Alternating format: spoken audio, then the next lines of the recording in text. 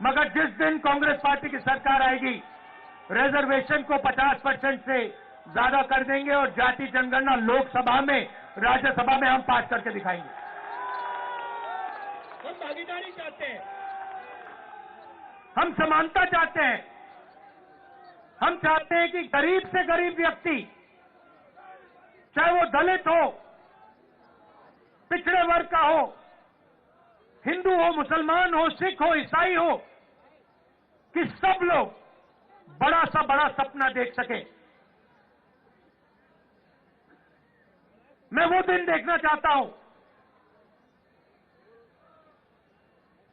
जब 500 सबसे बड़ी कंपनियों में पिछड़े वर्ग के लोग मालिक बने, दलित मालिक बने, माइनॉरिटीज के लोग मालिक बने, आदिवासी मालिक बने। मैं वो दिन देखना चाहता हूं जब इस देश में सचमुच में पिछड़े वर्गों को भागीदारी मिले, माइनॉरिटीज को भागीदारी मिले, दलितों को भागीदारी मिले। और सच्चाई यह है कि लंबे लंबे भाषण होंगे,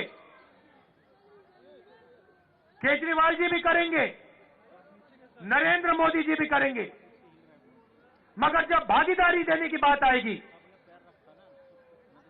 तो सिर्फ कांग्रेस पार्टी भागीदारी दे सकती है। चाहे मनरेगा हो, भोजन का अधिकार हो, जमीन अधिग्रहण बिल हो, किसान का कर्जा माफ हो, स्कॉलरशिप्स हो और संविधान हो, ये सब काम कांग्रेस पार्टी ने आपके साथ मिलकर आपके लिए किया है।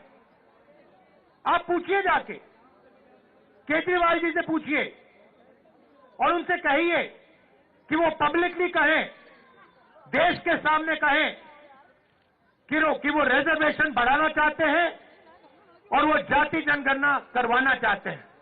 हमारी सरकार आएगी दिल्ली में, एकदम हम जाति जनगणना करके दिखाएंगे और सबको पता लग जाएगा, दलितों को पता लग जाएगा कि आपकी दिल्ली में, दिल्ली की सरकार में, दिल्ली की संस्थाओं में, दिल्ली के गवर्नमेंट में कितनी भागीदारी है।